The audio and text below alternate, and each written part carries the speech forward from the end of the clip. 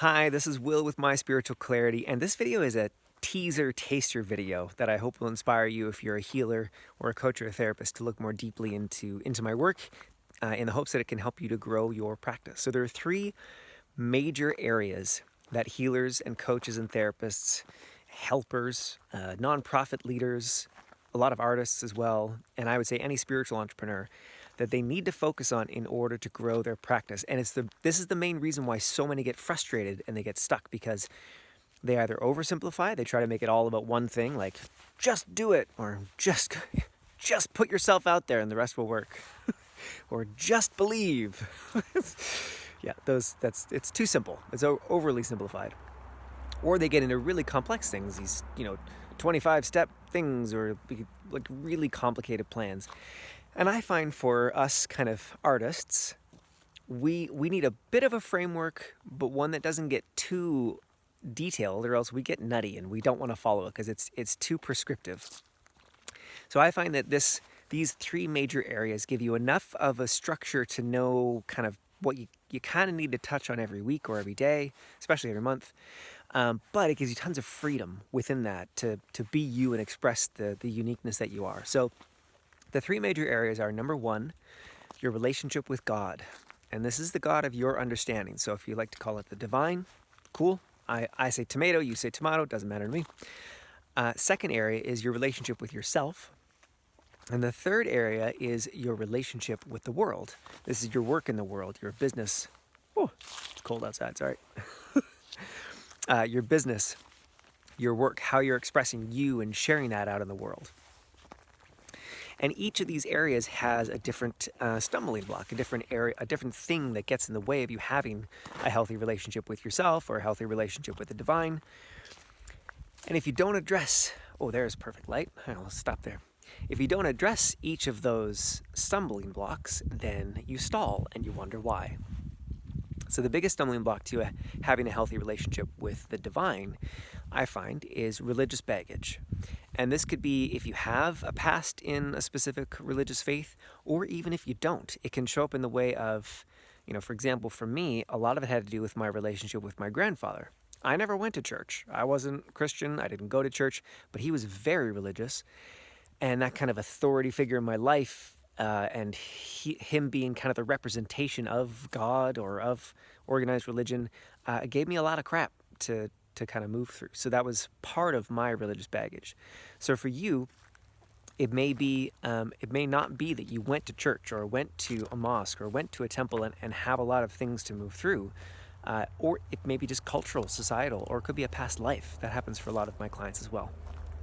The biggest barrier to a healthier relationship with yourself, and this happens for every single healer, coach, therapist that I've ever worked with, every single nonprofit person that I've ever worked with, and almost every artist.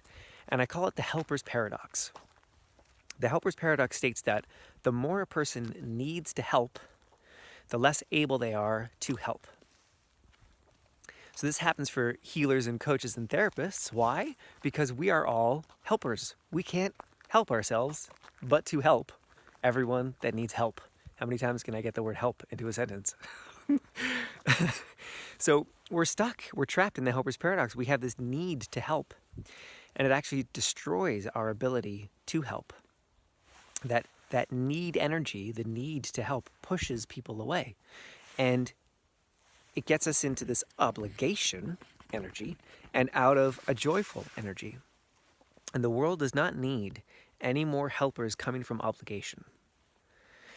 What it needs, and what's going to really heal the world and change things, is healers and helpers coming from joy. When we're creating out of joy, things change. When we're creating out of a need and a should and an obligation, things get stuck. So that's the biggest barrier for healers to heal their relationship with themselves. And the biggest barrier to heal your relationship with the world, for your visibility, expressing you and your work out in the world, is the imposter complex. And the imposter complex, a lot would call it the imposter syndrome. I prefer complex for many reasons. They're different things. And I say that it has 8 pillars to it. So there are 8 pillars to the imposter complex: procrastination, overwhelm, your inner critic, feeling like a fraud, not owning your expertise. The helper's paradox is part of it as well. Boundaries, crappy boundaries. So this and a few more that I didn't mention, these are the 8 pillars of the imposter complex. And if you don't address all 8 of those, then you get stuck and you wonder why. So maybe you have a healthy relationship with the divine, and maybe you have a healthy relationship with yourself. You've noticed this people-pleasing thing, this over-giving, helping thing, and you're not doing it like you used to. It still pops up, but it doesn't run your life. But you can't get yourself out there. You can't seem to make the posts or figure out your business or network. You've been procrastinating. Or there's a specific spiritual reason why you're procrastinating. And it's not anything to do with brain science. It's not anything to do with, just get up earlier. Those are all good things. I'm not knocking those things. But procrastination for healers is a specific thing. Overwhelm, there's a specific energy behind that, and there's a specific energetic tool that I teach people on how to get out of overwhelm. And there's something specific over each one of those 8 pillars of the imposter complex.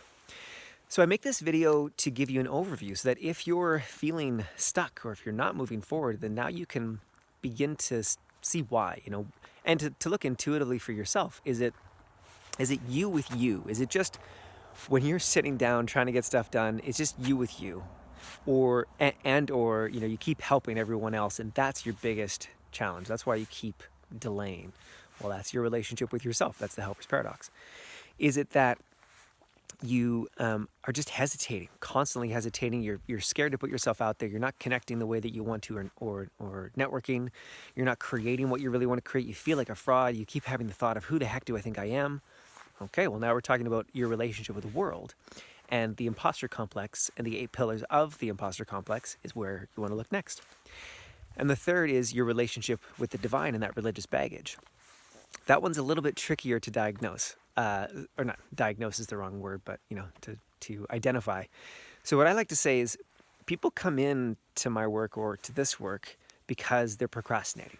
And they go, oh, there's this 8 pillars, the imposter complex and visibility and getting myself out there. And they start to work through those.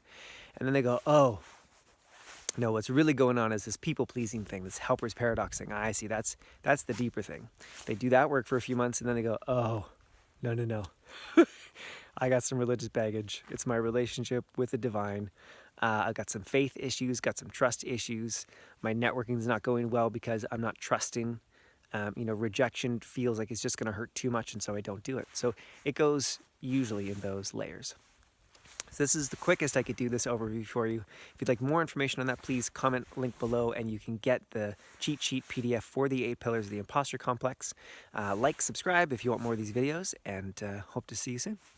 Bye-bye for now.